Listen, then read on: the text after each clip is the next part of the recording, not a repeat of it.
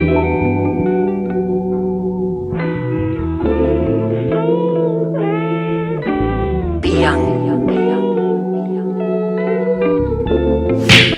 what is going on? It's your boy Nicolo, Rigano. You were watching my barber dreams. Back for another haircut tutorial. This is a drop fade. My man got a curly top here. He just wanted a slight trim, so we're just gonna take off somewhere to the ends here. You'll see me over direct. Just jump right into this, man. Just kind of taking off some of the corners there. Make sure the back connects. I like to start with the top so it kind of has a foundation for the rest of the haircut. And since he just wanted a slight trim, we're going to start with that first. I'm also going to add some texture here using a slicing technique. Since he has curly hair already, you don't have to do too much of this. Just kind of adding some texture so it'll be a little bit easier when he styles it with some product. And when you do this technique, you definitely want to use some water. Okay, I'm not fully closing my blades or anything on the shears, just kind of gliding through. So now with the 3 guard all the way open, I'll eventually close. I'm still creating this shape. I want to keep that bulk and want to keep as much length in the back as I can.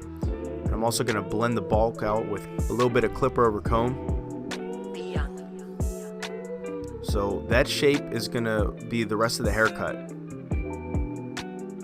So yes, we're going to follow that shape, kind of keep the bulk in the back. Now we're going to start with the bald line, and I'm going to drop it drastically in the back. Really create that drop effect.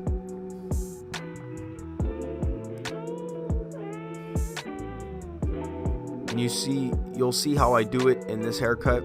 With my drop fades, I like to do one side at a time, finish in the back.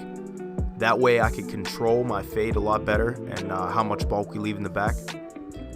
You see here I'm lining up the C-cup. That is to ensure that I keep the C-cup dark. Kind of gives me a guide for the haircut. Once I line that up, I kind of frame my work and I can know what dark spots to blend out further. So now I'll bald them out, use the foils to get extra close. I like to foil first rather than last, especially during the drop fade. So we're going to go right into no guard, blade all the way open. I will do this on both sides to kind of give me a general guide.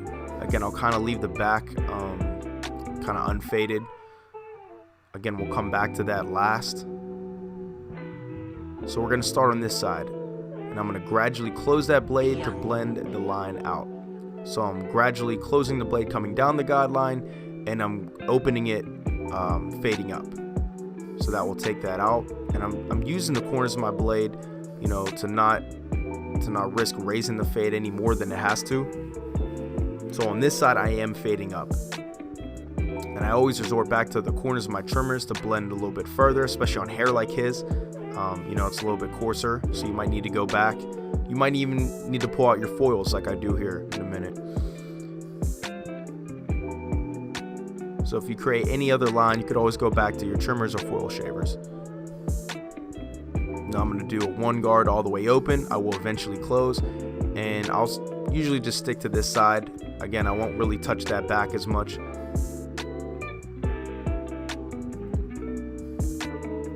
Boom, back to the half guard. Half guard all the way open. We'll take out that number 1 guard. Again, start with it open, gradually close the blade coming down, open it going up. Now I have no guard, blade open. I'm using those corners, and I'm also going back to the half guard. It just kind of ensures that you're not going to raise that fade as much. So you'll see me jump back and forth between the two. Again, especially like hair texture like his hair, it's very coarse. So it takes a little bit more to take out those lines. This is a very basic system, fading up. So I definitely recommend something like this, starting out with your fades. I just wanted to show you guys both systems. So again, we'll finish out this fading all the way up. Now we have the 2 guard all the way open. We're going to eventually close that. And notice how it comes straight off the head when I had that 2 guard on there. I don't want to dig any deeper into his ridge. So now I had the 1.5 guard on all the way open, eventually closing it. Now I'm back to the 1 guard all the way open. Again, I'm using those corners in I'm really not trying to raise the fade any more than it is. Make sure you pay extra detail to that area that I'm fading right there, kind of in the back region of his head. Drop fade, that's a very critical area to fade out. Okay, so we had the half guard on there. Now we're back to no guard, blade all the way open, again using those corners. Now I'm detailing. So once I'm through my system, I go back in detail. I'll basically go back through all the guards, the 2, the 1.5, back to the 1, all the way down to the half. And like I said, I'll line his C cup up, and I will make sure that I keep it natural, but I'm also framing my work, and I'm looking for any other dark spots that I can see a little bit better now that it's lined up, and I'll go back and clean it up throughout the haircut. So now this is the other side. Again, I'm going to use a different system. So I still take out this this line that I made with a no guard, blade all the way open. I'll take that out immediately. Use my trimmers here. Now I'm going to jump into the 1 guard. Again, you don't have to bring the back up just yet, so just focus on this side. Now I got the 2 guard all the way open, eventually closing it. I'll clean up anything hanging over with clipper over comb, just so it's out of my way. Now I got the 1.5 guard, so I'm immediately fading down. So this is a good way to really keep a fade kind of darker. Now I got the 1 guard on there, into the half, still starting with them open and gradually closing them. And now no guard all the way open. And so this system is really to ensure that you keep a haircut darker, if that makes sense, and keep it lower. But again, if you're just starting out, you might want to start with fading up. This is fading down right here. But now I'm going back through my system, just detailing. It didn't take me that long to get through it. Now I'm just detailing that system. But now I'm going to connect the back. I'm going to do some clipper over comb work here. Again, be very careful with that 45-degree angle towards yourself when you clip over comb. So yeah, now I'm going to strictly fade down in the back to really ensure to keep this darkness. So I started with that 3 to the 2, the 1.5. Now I'm back to the 1, and now I'm back to the half. But notice how I'm using my corners on here. I'm using my corners, and I keep jumping back through. So now you can see that shape that I created.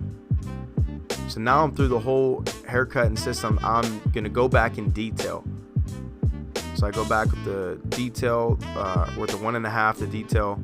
I kind of use that as my blending guards, if you will. Now I have blending shears. I'm doing a little shear of a comb, just to clean up the back. Now if you want to put a design in there, you very well can. You don't have to with this haircut. I thought it would be a nice little twist, kind of add some flavor to this cut. Dark hair like his, it always looks really good. Something like a very simple design like I just did here. So you notice I flipped the trimmers too to make that line sharper, and now I'm just making sure that blended nice with the design. So there's always 2 lines of a design. You always want to flip your trimmers to make sure that line's extra sharp. Now, of course, if you're the enhancement police, you're getting mad right now, but you don't have to enhance the cut. I like it, my clients like it, and that's why I use it. So I make sure I do it very naturally. You don't want anything looking too dark or too, it's too fake. So look how natural that looks. So now I'm just razoring up the edges here. And make sure you stretch that skin, especially starting out. I am dry shaving here on the design, and the lineup is what I usually do. I'll save the shave gel for the back, just to make sure my clients are comfortable. If they have super sensitive skin, I'll use some shave gel, but I always go back and kind of detail and dry shave it a little bit more. And yes, you did see me use a hot towel. I use that on all my clients. It's just part of the service, man. They love it, and you can include it in your price. Now I'm styling him here with some Tomb 45 pure powder. Love that stuff. It's gonna be great for texture like his. And now I have my very own product, the Campagna molding clay from my Barber brand, the outfit based around the Chicago mob and the Prohibition era. Really great for texture here. If you want to know more about that, you can check out my products and merch at theoutfitformen.com. So now we got the before here, and these are the results.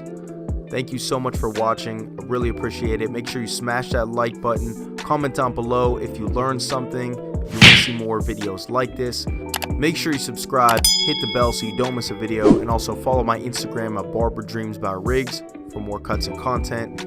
Thank you again, and until the next time, I'll see you then.